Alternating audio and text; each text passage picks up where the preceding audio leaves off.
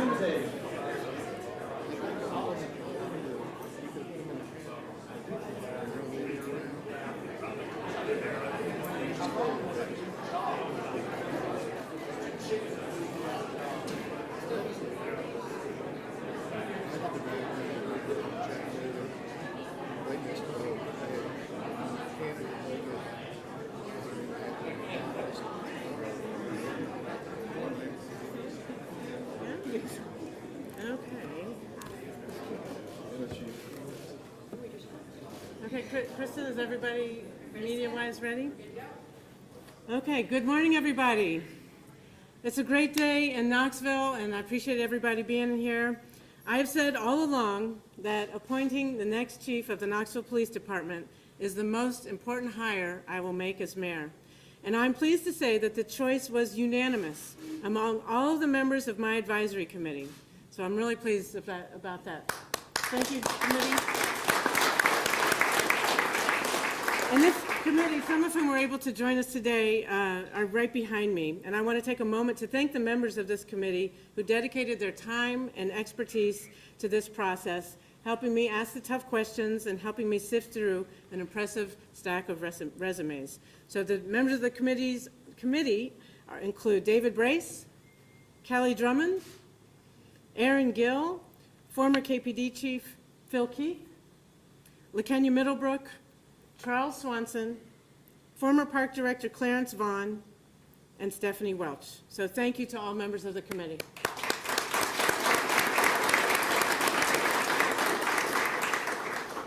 I also want to take a moment to thank all of the many people who took the time to weigh in on this extensive process, including many public meetings, individuals who submitted thoughts through our Chief Search email account, the many KPD officers I met at roll calls and individually, the one-on-one meetings I had with every member of KPD's command staff, with every former police chief, with former mayors, employees who shared comments via anonymous feedback boxes at KPD, and of course, the many, many community, business, faith, and neighborhood leaders I met with throughout the months of December and January. I actively sought and gained valuable insight from so many people, including advocates against gun violence, the members of the Police Advisory Review Committee, the Neighborhood Advisory Council, the African American Equity Restoration Task Force, many faith-based groups, and of course our members of City Council. City Council members, please raise your hand. Thank you for being here and thank you for your input.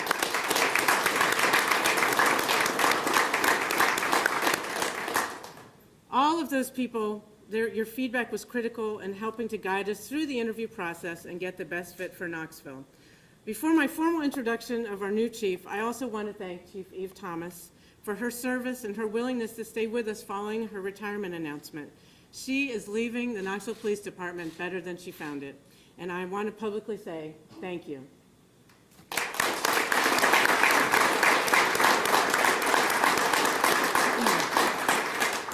And now to our next police chief, a man who epitomizes a commitment to accountability and doing the right thing. In his 25 years plus of policing with the New Orleans Police Department, he has served as Deputy Superintendent, Chief of Detectives, Chief of Field Operations, as the leader of the Sexual Assault Special Task Force, a commander for the Criminal Investigation Division, and many more. With the help of his leadership, the New Orleans Police Department reduced homicides by nearly 30%, bringing rates to some of their lowest levels since the 1970s. He helped implement a police peer intervention program called EPIC, Ethical Policing is Courageous. This program teaches officers how to intervene to stop wrongful actions before they occur. EPIC is now being used in police departments in over 200 departments across the country. He is also a leading board member and advocate for the Georgetown University Active Bystander for Law Enforcement, or ABLE project. He implemented quarterly homicide next of kin community meetings for homicide victims' families. These meetings brought together families who meet one-on-one with their case detective before group meetings, support meetings with other families.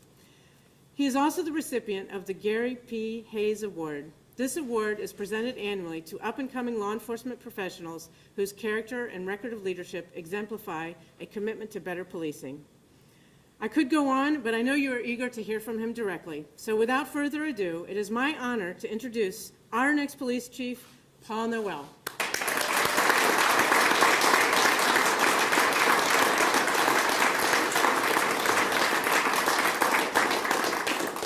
Good morning, Knoxville. Mayor Kincannon, thank you for your kind words. Thank you for the confidence you've expressed in me. I promise I will not let you down. Chief Thomas, I'm humbled and honored to follow in your footsteps. I know I am inheriting a strong police department, and it's a credit to your leadership and the hard work that you have put in over the 30 years you have served with the Knoxville Police Department. I will work hard every day to live up to the high standard that you have set as Knoxville's police chief. I want to recognize my parents, my mom and dad, they're watching at home. The work ethic, my work ethic and the passion for service that you have instilled upon me allowed me to be here today. Thank you for everything that you have done for me over my lifetime.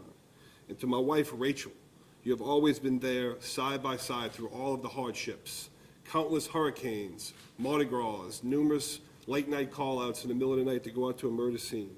I'm forever grateful for everything that you have done, and I would not be here as well without your support. And finally, I want to recognize my team at the New Orleans Police Department. I know you're all huddled around a computer somewhere watching me up here today, up in this, strange city. But leaving you is the hardest decision I have ever had to make in my life. Many sleepless nights deciding whether or not, where I wanted to go with my career. And as your deputy superintendent for the last almost 7 years, I've never been more proud to watch the successes that you have achieved under some of the most difficult circumstances imaginable. I know I will continue to see great things come from your ranks. Thank you for all you've done for me. So I know everybody's curious to learn more about me, if you haven't Googled me already, which I'm sure you have. But first and foremost, I am a crime fighter. It's what my record is. I'm committed to a community-focused, problem-oriented policing style that builds trust, reduces crime, and demands accountability. I believe our fundamental mission to the members of our community is to create safe public spaces by using legal, moral, and ethical means, and that will include bringing peer intervention programs to within our police department. Next, I want you to know that community engagement is key, and that includes my interaction with each one of you. I will be accessible, and I will create an organizational culture which values systematic problem solving, community partnerships, and transparency.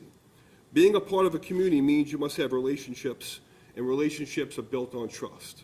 I commit to you today that we'll build ties, work to repair broken relationships, and enhance existing ones. At the same time, understand that your support must be earned every day, in every encounter, in every conversation, and in every action.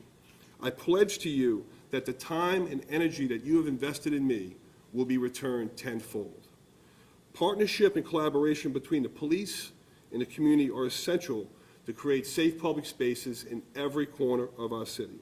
As residents of Knoxville, you cannot and should not remain silent, because we know public safety is truly a two-way street. I will be counting on your participation and your engagement. I am also committed to filling the vacancies at the Knoxville Police Department and getting our staffing levels back up to where they need to be. So we can put.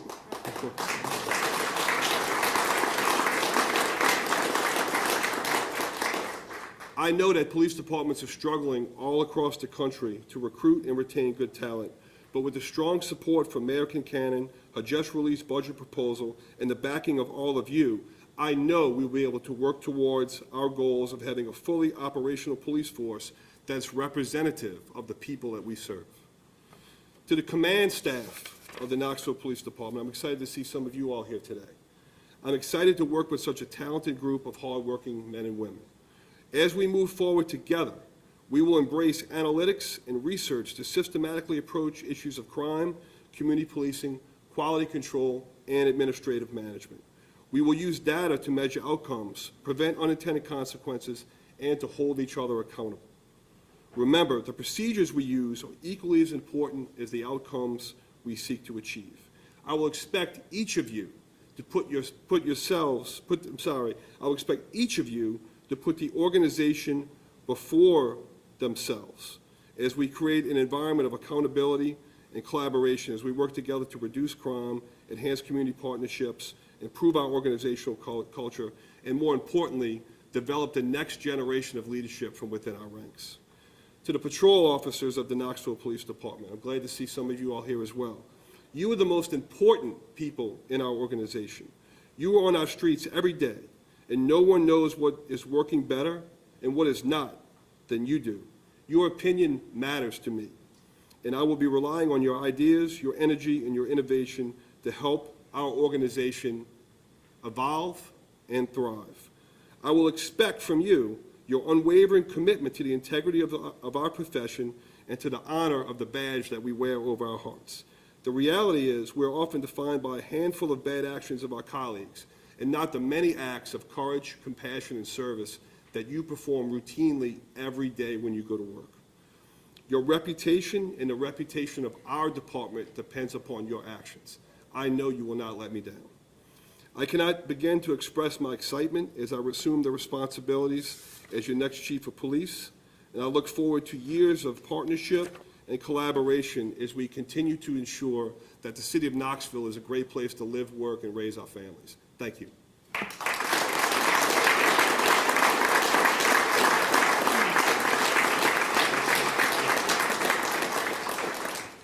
Thank you, Chief Noel. I want to let everyone know that he will be officially sworn in as chief on Monday, June 13th. Until that time, I've asked Assistant Chief Mark Fortner to step in as acting chief, and he has graciously accepted. So thank you very much, Chief Fortner. Now we will open it up to take a few questions from the media. First off, would you care to spell and say that name again for the acting chief? Acting Chief Mark Fortner, Fortner. And Noel is 2 syllables. Noel, not just. Mayor, what stood out to you about Deputy Superintendent Noel? Why did you pick him? Well, I said all along that I wanted the best person for the job, and his experiences in all different parts of police work, his experience starting EPIC, seemed to be an excellent fit, and he also loves our city and is excited to be here, and it just he hit all the things that our community said that they wanted in a police chief, and so those are why I was thrilled that he applied and thrilled that we were able to offer him this position. He accepted. I have a question for Chief Designate Noel. Yes, sir. The intervention training that you all have implemented in New Orleans, some in other jurisdictions, sometimes there are pushback from officers who think they're supposed to telling on each other and that sort of thing. How are you going to convince those officers that this type of training is in their best interest? So the beauty about what we created in New Orleans, ethical policing is courageous, and active bystandership for law enforcement, that's now in over 200 police departments across the country, including the New York City Police Department and now the Los Angeles Police Department, is there's only upside. It's not an internal affairs program, it's not a rat your buddy out program.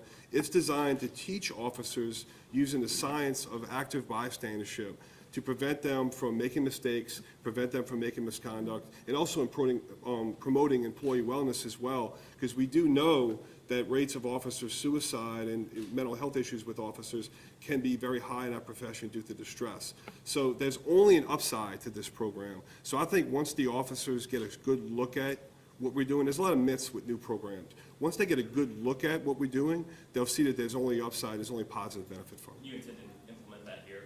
We will be implementing ABLE, active bystandership for law enforcement here in Knoxville.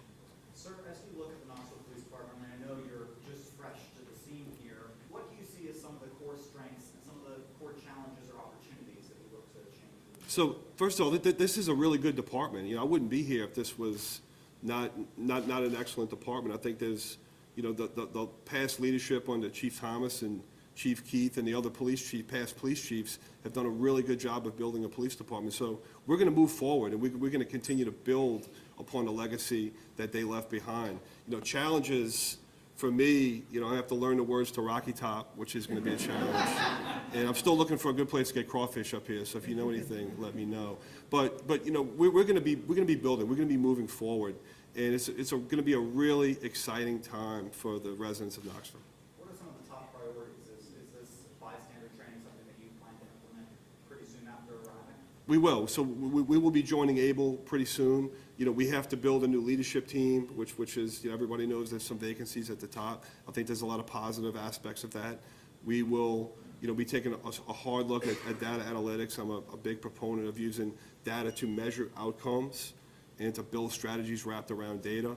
And we will, you know, also recruiting. When you look at recruiting, you know, we have to not only build the ranks of the Knoxville Police Department, but equally as important, we have to find ways to recruit more people of color and more females to the organization as well. And not only recruit more people of color and more females, but find ways to train and mentor everyone through the organization so the next police chief comes from inside this organization. And I will view my tenure here as not being successful if the next chief doesn't come from within this organization. Can you talk a little bit more about that, just particularly recruiting minority officers? It's such a low percentage here in Knoxville. You come from a pretty diverse department.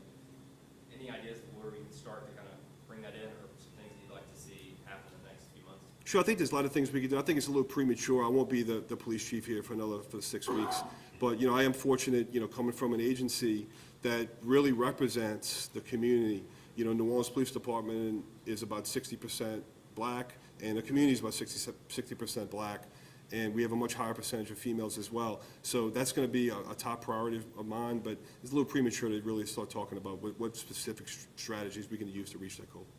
And sir, Gwendolyn Dupree with WBLT, welcome to East Tennessee, sir, congratulations. I got to build the crawfish, I do have some ideas for you. The Scruffy City and the Crescent City, vastly different, two different cities. At what point did you say that you could bring something different to East Tennessee, or specifically Knoxville? So, you know, when I was researching cities, you know, I've been looking at, you know, where I was going to continue my career for a long time. And, you know, first of all, I was really drawn to this region. This is an amazing region. You know, I love the outdoors. I love college football. You guys have all of that here. You know, great community, really, really friendly. But there's a lot more similarities, I believe, from both cities than you would think. But I was just, you know, so excited to have the opportunity to come join the family up here. Sir, you described yourself as a crime fighter. We've had a rising rate of homicides here in Knoxville over the past few years, as New Orleans has as well, and other cities too. What do you think some strategies are that could potentially mitigate some of the violent crime that we've seen in our community? So again, I'm not the chief yet. I've not had a chance to get in and really take a deep dive and do an analysis of what the department's doing now and what we should tweak.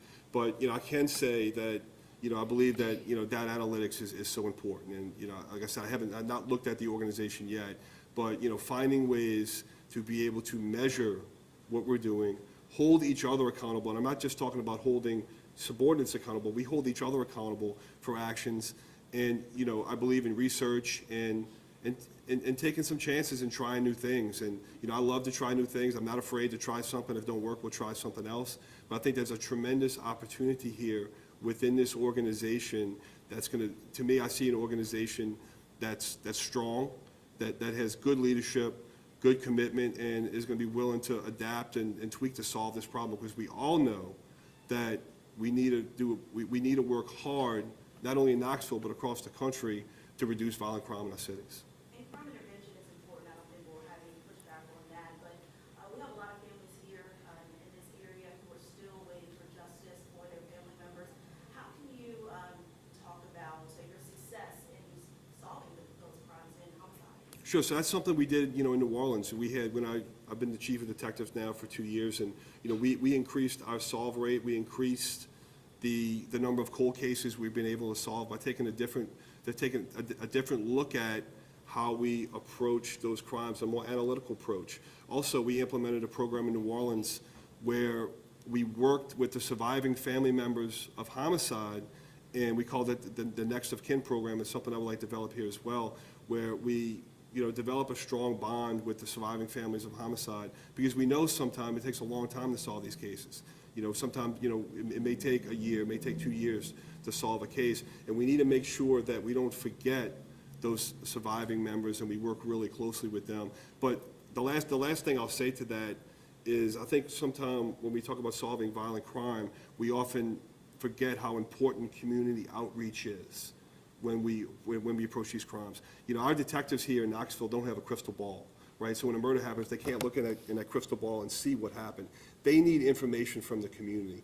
And if the community trusts us, and more importantly, if they trust the police officers and the detectives that are on the street, then they will give us information, then will work with us. So it's our job, as leaders of this organization, is to work with the police officers and the community to build that trust with the criminal justice system, so witnesses and people come forward to help us solve those cases. Keep using the word accountability, you used it 5 or 6 times now. Can you just talk about what that means personally to you, and then how that impacts your leadership, whether that's with your family or the police department? Absolutely. So, there's a lot of words that you'll hear me use, over the next decade that I'm going to be here. But, accountability, trust, collaboration, partnerships, and accountability is truly, it's so many things, but in this profession, we need to make sure that we're putting our police officers in the right places to be successful at the right times, and they're doing the right things. It's not simply good enough to say that this area is a so-called high crime area, I hate that word, and we're going to flood that area with a bunch of police officers to try to suppress crime.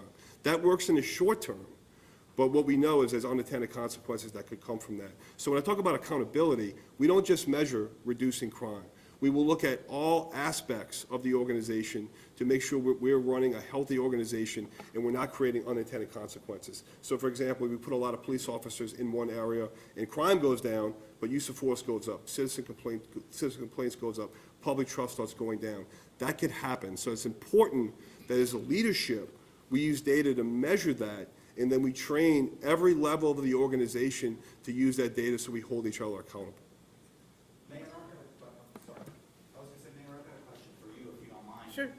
You've made diversity a really key cornerstone of your administration across the board, not just in the police department. And no offense to you, Mr. Noel, but you've named a white man to this position.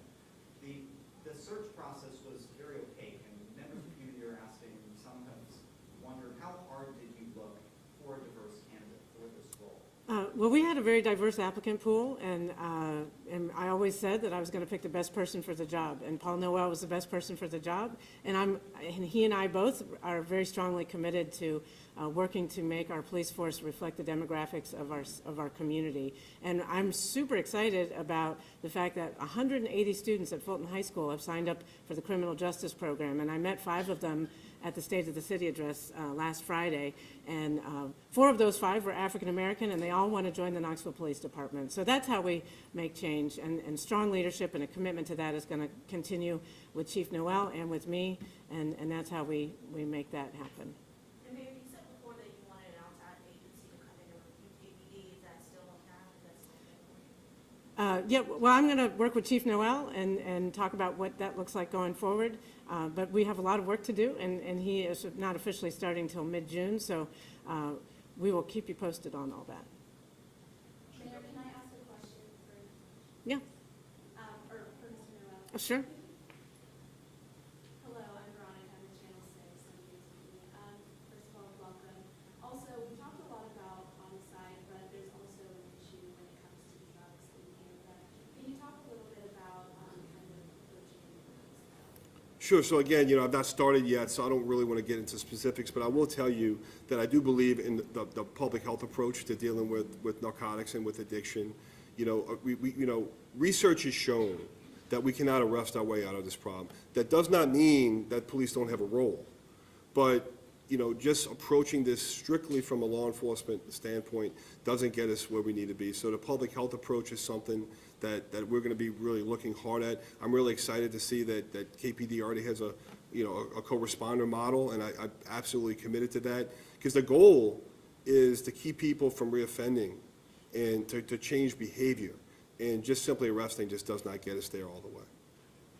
We have time for 3 more questions. Chief, or the chief. You mentioned briefly a second ago that you wanted the next leader of KPD to come from inside the ranks. You're the first chief to come from outside the ranks, or at least outside of Knoxville, forever. How are you going to win over people in the department and people in the community who, our phrase here is you ain't from around here, so how do you approach that? Absolutely. So, it's obvious I'm not around here. You can just listen to me talk for about 30 seconds, and you could probably figure that out. But, I think I said it in my remarks. I am going to be very active within our police department. And, the officers are going to see me.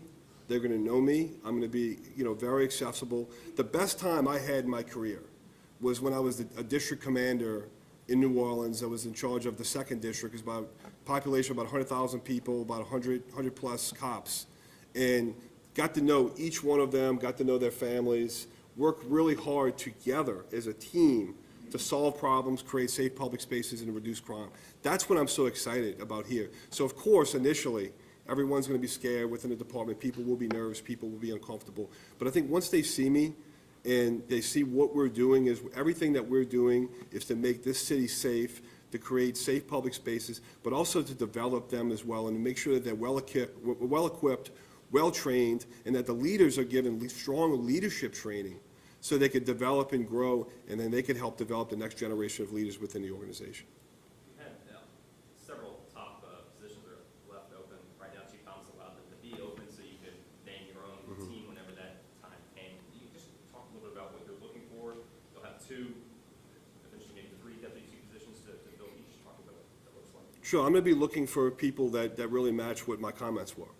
People that are, embrace research, embrace analytics, but have the strong leadership team, the strong leadership abilities to be able to move this organization, forward. I'm looking for, partners to help build this. And, it's not something that we're going to rush into. We're going to get this right. One more question. Are you going to be able to wear orange on game days every Saturday for the fall? So somebody told me if I wore an LSU shirt, I probably wouldn't make it out alive. So I will definitely be wearing orange. Orange is actually my favorite color, believe it or not. So I know that this time. No, I'm absolutely orange absolutely is my favorite color. Well before this, but I'm really excited to get to experience Neyland Stadium on game day. Once I get the feel for the public safety piece of it first. I've actually been in Neyland Stadium before to see an LSU game, and it's amazing when everybody in the stadium sings Rocky Top. It's truly, that doesn't make the hair stand up on the back of your neck. Nothing does. So I'm really excited to immerse myself in the sports environment here. You guys have a super high college baseball team from what I see. Really excited to see the Smokies coming back downtown. I love Major League Baseball as well, so I'm super excited to come join your family up here. Thank you.